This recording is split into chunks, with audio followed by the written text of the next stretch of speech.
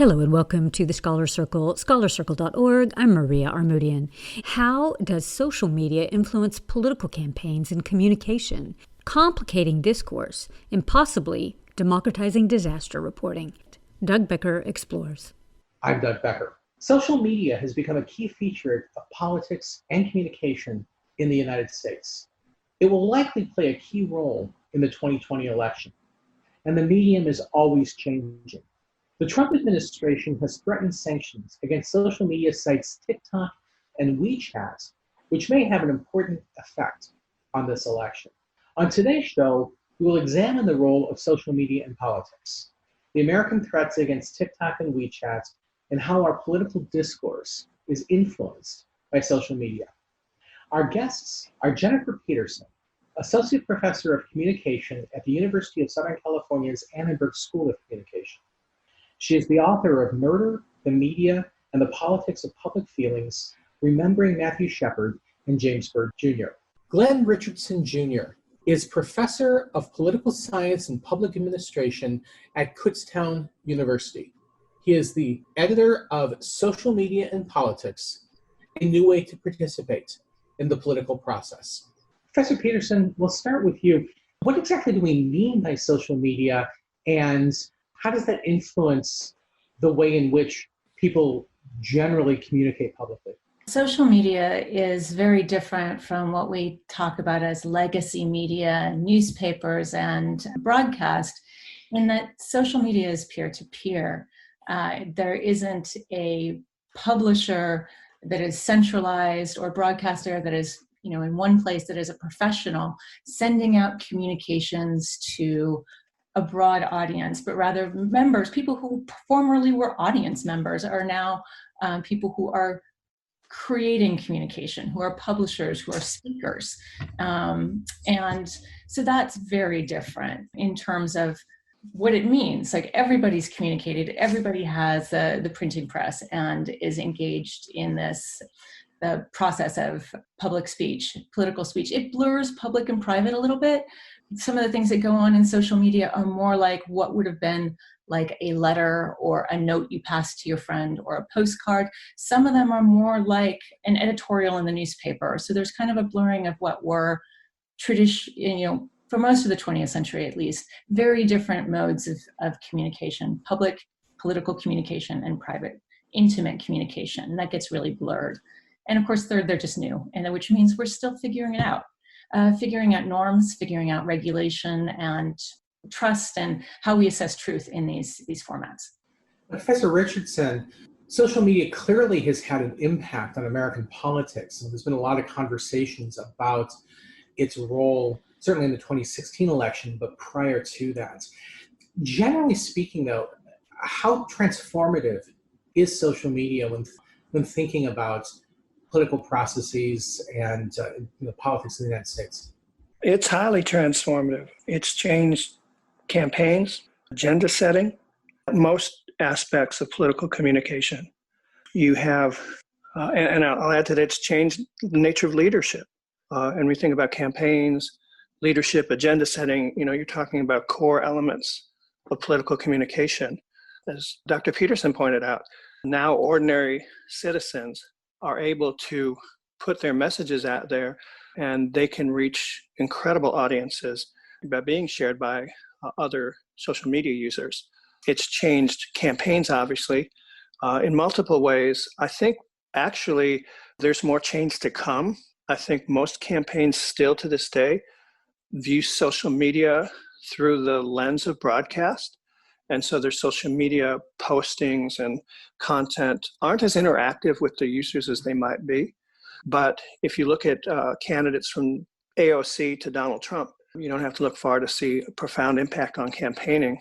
And this, bleeds over into leadership as well. Again, I think some, like AOC, do a better job of engaging with their constituents. And I'm currently engaged in a little research project looking at the members of Congress and their Twitter networks. And it really varies. And most of them still have relatively small and active networks, but a few members really do stand out. One way in which it certainly has had this impact on political communication has been the impact specifically of Twitter and its character limitations, and something that we've been talking about for years, the way in which politics has become really about sound bites and the ability to try to synopsize, in some cases, fairly complex positions in 140 or I suppose at times 280 characters. How much has that transformed, just messaging in general? I'll ask that Professor Richardson first, and then to Professor Peterson. For the sake of discussion, I'll say it's been, more evolutionary than revolutionary. There were studies out there on sound bites on network news, and they got smaller. And this was even before, the rise of Twitter. But slogans are nothing new to American politics. And, to be fair, you can serial tweet. So if you have something that takes more than 280 characters, then you can run a couple of tweets in a row. Also, for better or for worse, and both Professor Peterson and I can appreciate this. I'll speak for myself. We have a generation of students who openly speak of their lessened attention spans. And so, as they scroll through their various feeds, this is something that can engage them in a way that other content wouldn't. So that's sort of the upside. I think that you do raise an important question. I think it's an enduring question of democracy, which is how you link citizens and their level of knowledge and engagement of politics with government through elected officials and campaign process. And I think that's a complicated process. And I think a lot of political scientists or historians tend to have very high regard for political leaders like Lincoln or FDR, who are able to communicate very effectively. I think, for better and worse, Donald Trump is very effective at communicating, the message he wants to communicate to the people he wants to communicate. And they, I think, respond precisely because he says it like they think it, like they feel it. That's raises all kinds of other issues given, the kind of divisive politics that's resulted from, just focusing so much on that base of supporters. Professor Peterson, actually, and to change it slightly, I know you've been doing a lot of work on the way in which public sort of emotive social interactions and emotive politics, played a role. This is something that's always fascinated me in my research, is kind of, emotional politics. But has social media heightened this emotional element that we have in our communication, and in particular, social and political communication? I actually think that emotion is harder to convey, like in the short tweet format, but there's a lot of discussion of emotionality in social media, which has less to do with the actual formats of, say, a tweet or a Facebook post, and more to do with the business decisions about how to structure the websites, how to present your feed to you in order to bolster engagement, and going for things that seem likely to evoke certain emotional responses are very good ways to get engagement. So there's a very good business decision there, but it has less to do with, say, the format thing, I think. And sort of another theme, certainly, and Professor Richardson highlighted this partially, has been this democratization of communication. One of the things about social media is anybody can have a Twitter, and anybody can have a Facebook account or a TikTok or whatever. Although certainly it has somewhat democratized, but not everybody's Twitter is treated equally. And being able to develop networks of followers, and we have this new term that we've all had to come to grips with called an influencer. That's had this impact on our politics and on society. So first of all, Professor Peterson, is this democratization, and is it real? Does social media really give a lot more people access? And what does that mean with respect to messaging in politics and society? And I do think the democratization is real. Yes, many people, many more people have the ability to speak. And, the recent protests over the killing of George Floyd and so many other people, I don't think these would have happened. And Black Lives Matter probably would not have happened with the traditional media gatekeeping in place. The ability of people to reach out and convey these eyewitness accounts, which are, I think, going back to the point on emotion, this is another way in which social media is a more emotional format, in the sense that individuals can give eyewitness testimony that doesn't have to go through the kind of professionalism of traditional media. It doesn't have to be presented in a balanced manner or made more palatable in some way, like you need to do, or people feel they need to do on the news. So you have people presenting very immediate, very horrific, emotional things, and you're watching them and feeling that rawness. So in that way, that's very, very different emotional tenor, and I think is very different politically. But Glenn Richardson, one of the challenges has always been there's no editor online. And certainly when thinking about the 2016 election and the impact of this lack of an editor, which has given us this phrase, carries its own emotion, fake news, or at least, false reporting. How much of a concern should we have about this lack of an editor?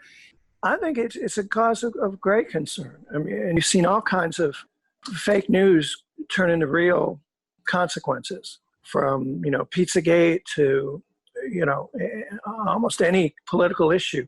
I think this is Professor Peterson's area of expertise. The law here is really important, and as she noted, there's no editor, but there is a publisher, if you will, who's choosing, often through algorithms, as she pointed out, designed to engage users and keep them on platform, what is coming out there. And I believe it is Section 230 of the Communications Decency Act that gives social media companies protection that wouldn't apply if they were a newspaper, and for the harms or injuries that may result from content on their platform. I think the technology, deep fakes and misinformation, the willingness of all kinds of actors to use it, I think poses something close to an existential crisis for our democracy. Because I'm just not sure how people already just say, I don't know what to trust. You can't trust it. It's hard to get out of that box. Now, from a legal perspective, one of the things that frustrates me is when people say, well, there's no way to regulate what's going on social media, though Congress actually has, in one very, very important piece of legislation, the so-called FOSTA SESTA legislation, where if a crime is committed as a result of a posting, it could open up liability against the website that has posted it. The specific issue was sexual violence, and the website's Craigslist and Backpage had found themselves potentially politically liable. Is the fact that there isn't as much regulation because of the difficulty of trying to create legislation as it's typically been produced, or is it just a lack of political will? I'll ask that first of Professor Peterson. So I think it's always possible to create regulation. It's possible to create bad regulation. It's possible to create good regulation. Often when we say we can't, I don't think that holds a lot of water, because as you point out, it is always possible, and it is always already regulated in some form. But I wanted to add on to a couple of things that Professor Richardson said, if that's okay. And while I share his deep, deep, deep concern about what's going on right now, the one place that makes me maybe step back or gives me maybe a little distance from that is thinking historically. And what's going on right now is unique, and it's very different from what was going on, say, in the 1930s when radio was new. But at the same time, when radio was new, it seemed much more immediate. It seemed more authentic to people. There were a number of kind of political entrepreneurs who were making use of radio for a combination of political messaging and private profit. Reverend Bob Schuller, Father Coughlin were among those people. And audiences were at first quite easily or had a very hard time negotiating when should we trust this kind of information we're getting over the radio, and when is it misinformation? When is it somebody who is actually just trying to collect money from an audience? And it was very difficult initially, and a lot of people did end up being taken advantage of by these early kind of entrepreneurs, and there was a lot of political use and abuse of the radio. But it took people a little while, and they began to figure out new techniques and new practices of establishing trust, of listening, where they began to be better at discerning misinformation.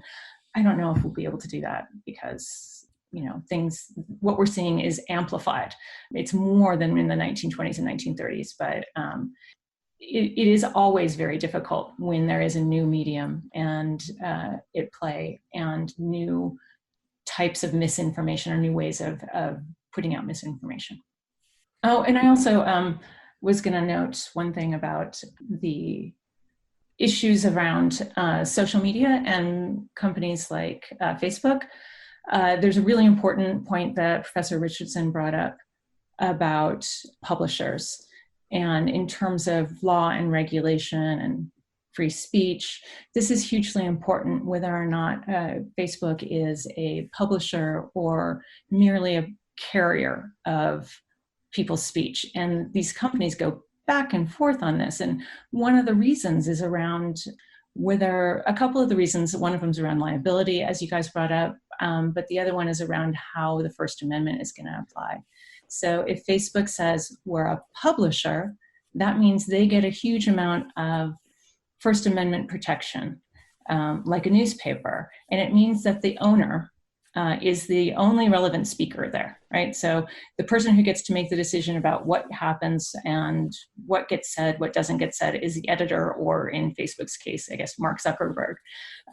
Whereas if they are merely a conduit, which is what they're suggesting when they go to Section 230, they're not speakers at all. They're passive conduits, and they're very agnostic about what people say on their platform, and they don't have very much legal liability about what happens. And so right now, these platforms are kind of often having it both ways. In one moment, they're saying, oh, we're like a newspaper. In another moment, saying, oh, no, we're not. We're kind of more like the telephone company or a telegraph, or just a carrier. And which is interesting, and there's some truth in the fact that they're not like existing companies. They're a little bit neither fish nor fowl, but it contributes to regulatory difficulty that we're bringing. Absolutely. You're listening to Scholar Circle, scholarcircle.org. I'm Doug Becker. Today we are exploring the role that social media plays in American politics. Now, shifting gears a little bit, Professor Richardson, one of the areas that social media definitely seems to be perhaps revolutionary, certainly at least evolutionary, is the international quality of the platforms. It's giving external actors from the United States an entry point into American politics. And though it's certainly not the first time international actors have been interested and tried to influence American politics, it certainly seems to be amplified.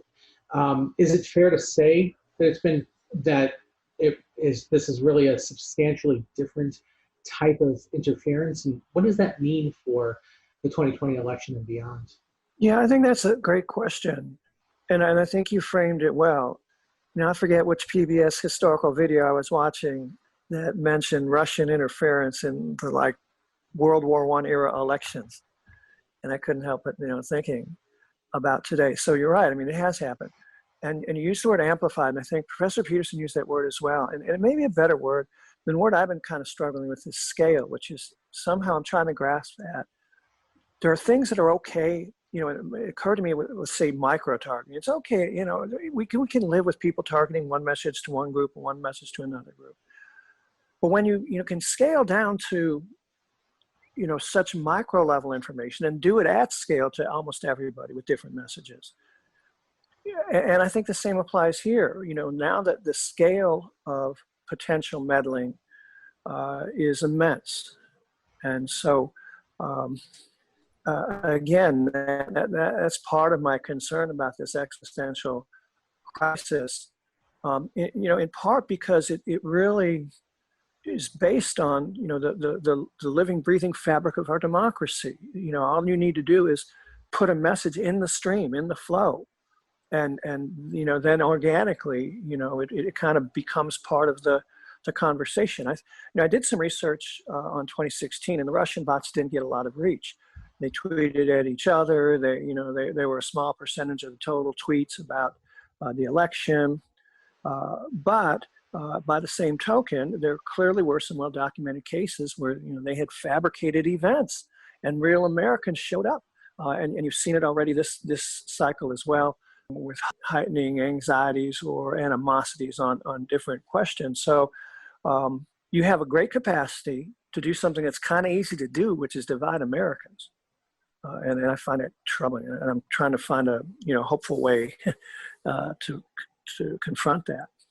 And certainly the recent news of the administration proposing sanctions, not exactly sure what these sanctions would mean, but some sort of action against the Chinese-owned company TikTok.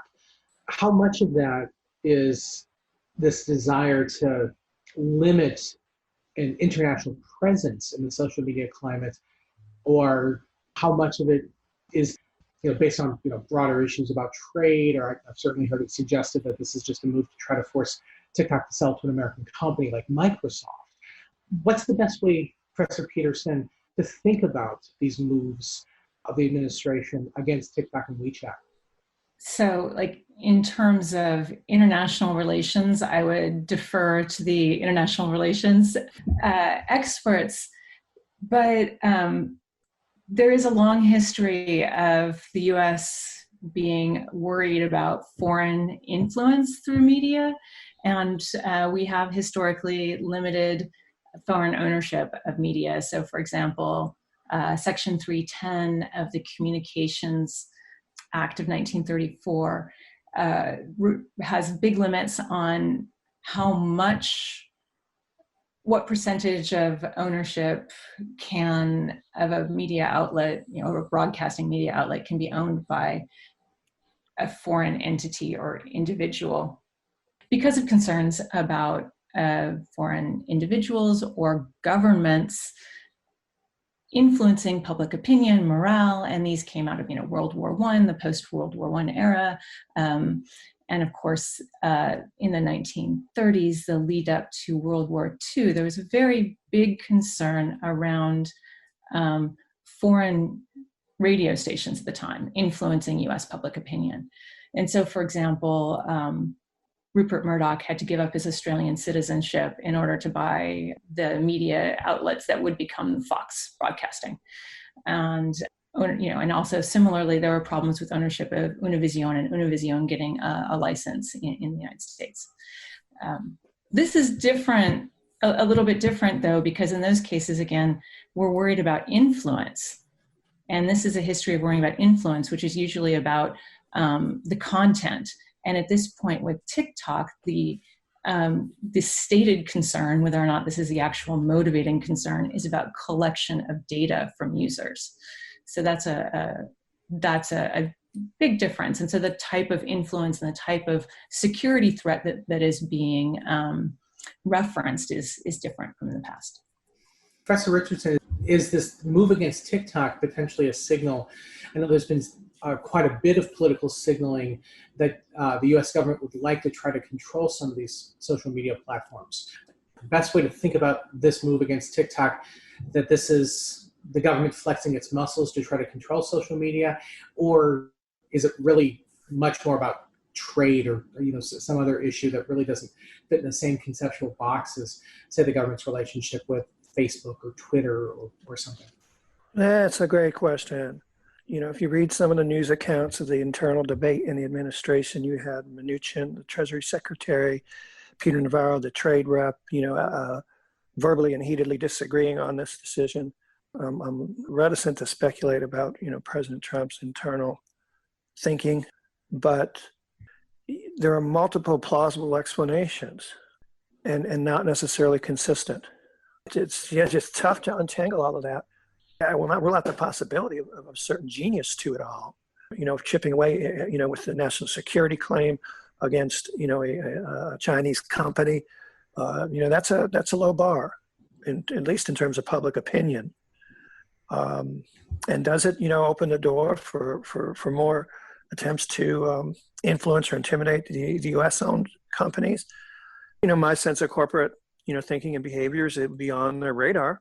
And oftentimes that so-called chilling effect can be more effective than an overt intimidation. So, that is a possibility, and I can't claim, any particular insight to sort of parse out, other than to say, given what we know, Navarro's the trade rep. He's been a prominent, I guess, nationalist is one of the terms they would use. That seems to be, primary here. Whether it appealed to President Trump additionally because of the, effect on American media companies, that could be a decisive factor among many. Professor Peterson.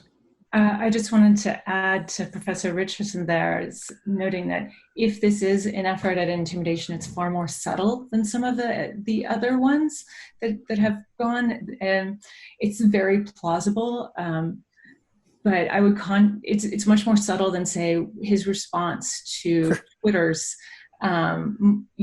flagging his comment, which was so clearly an attempt to try to steer the internal policies of Twitter, and even more than that, Facebook, trying to put pressure on these companies through, tactics of putting them on the defensive and trying to prove that they're not politically biased. And that was very overt. And if this is that attempt to control, as Professor Richardson said, there's a certain genius to it, and it's very subtle. And this is an administration that's not necessarily been known for its subtlety. Well stated. So Professor Richardson, what kind of impact do you think social media is going to play on this election? You mentioned about how the campaign certainly, have certainly changed, but there's a lot of transformation taking place that won't be completed by the end of 2020. But do you have any speculation about the kind of impact it may have? Well, I would almost start with a baseline. Social media is the most important, field of political communication that's out there right now, with the caveat that a lot of the social media content amplifies the legacy media. People share reports from New York Times, the Washington Post, or Fox, or what have you. When you look at particularly younger Americans, social media is typically their principal, if not exclusive, source of information. The candidates spend billions of dollars. The campaigns spend billions of dollars. And, for reasons that we have highlighted, there's a dynamism to it. You can have social media eruptions.